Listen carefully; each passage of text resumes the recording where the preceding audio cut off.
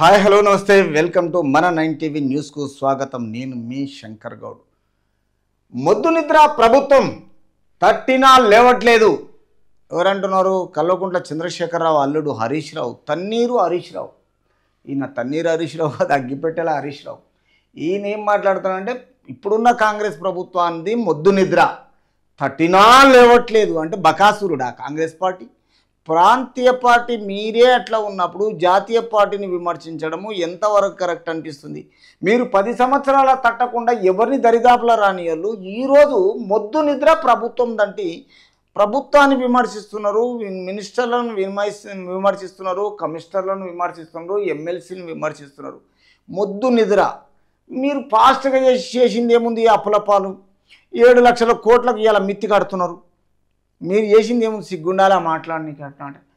తర్వాత రాష్ట్రంలో తీవ్రమైన సమస్యలున్న రాష్ట్ర ప్రభుత్వం మొద్దు నిద్రలో ఉందని బీఆర్ఎస్ పార్టీ ఈ సర్కారును తట్టి లేపినా నిద్ర లేవట్లేదని మాజీ మంత్రి హరీష్ రావు ధ్వజమెత్తారు. ఈయన ఏమంటాడంటే వీళ్ళు ఏదో పెద్ద గొప్పగా చేసి రాష్ట్రాన్ని డెవలప్ చేసినట్టుగా ఈరోజు రాష్ట్ర ప్రభుత్వం రేవంత్ సర్కారు మొద్దు నిద్ర ఉంది, ఈయన పెద్ద గైడ్లైన్స్ ఇస్తున్నాడు. ఈయన వేసింది ఏం లేదు, కానీ వీళ్ళకు లెక్క పత్రము ఒక విధి విధానము ఏది లేకుండా 10 సంవత్సరాలు పరిపాలన చేసి ఈరోజు వచ్చిన 7 నెలల మొద్దు నిద్ర. ఏం పేరు పెడతాడు ఈయన? తెలివిని ఎగ్జిబిషన్లో పెట్టాలి. దేవుడా దేవుడా దేవుడా దేవుడా ఈయన తెలివిని ఎగ్జిబిషన్లో పెట్టాలి. ఎందుకంటే సైంటిస్ట్, మంచి మేధావి, మంచి ఎడ్యుకేటెడ్, మామూలు చదువుకోలే ఆయన. చదువుకున్న వాళ్ళు అలా ఎంత పెద్ద మేధావులు ఉన్నారు తెలుసా? శ్రీధర్ బాబు ఎడ్యుకేషన్ ఏంది, కోమటిరెడ్డి ఎడ్యుకేషన్ ఏంది, రేవంత్ రెడ్డి ఎడ్యుకేషన్ ఏంది? బీఆర్ఎస్లో చక్కగా చదువుకున్నాడు ఉన్నాడా?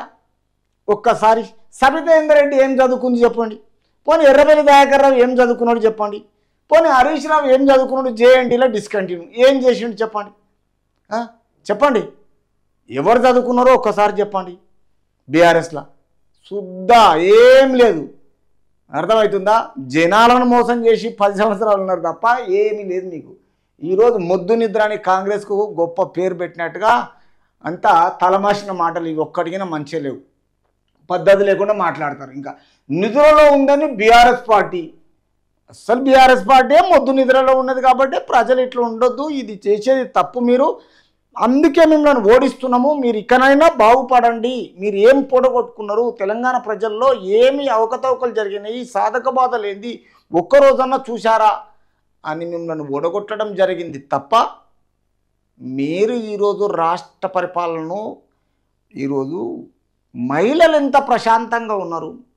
ఈరోజు బోనాల పండుగ చేసుకుంటూ రైతులు రుణమాఫీ విషయంలో భారతదేశంలో చేయని రేవంత్ సర్కార్ ఈరోజు ఇంత బ్రహ్మాండంగా రుణమాఫీ చేసింది. రాష్ట్రం అంతా ప్రశాంతంగా ఉంది. మధ్యలో వర్షాలు కొన్ని లేట్ అయితే కంటిన్యూగా వర్షాలు వస్తుంది.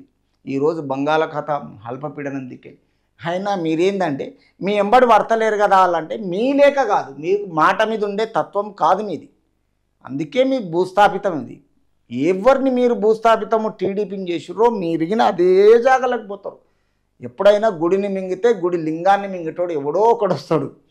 అందుకే దా విషయంలో మీరు ఒక్కసారి మళ్ళా మొద్దు నిద్ర అంటే రాష్ట్ర ప్రజలు ఏమంటారో, మీరు ఎక్కడ తిరుగుతారో ఏడ తిరగనిస్తారో చూడండి మరి.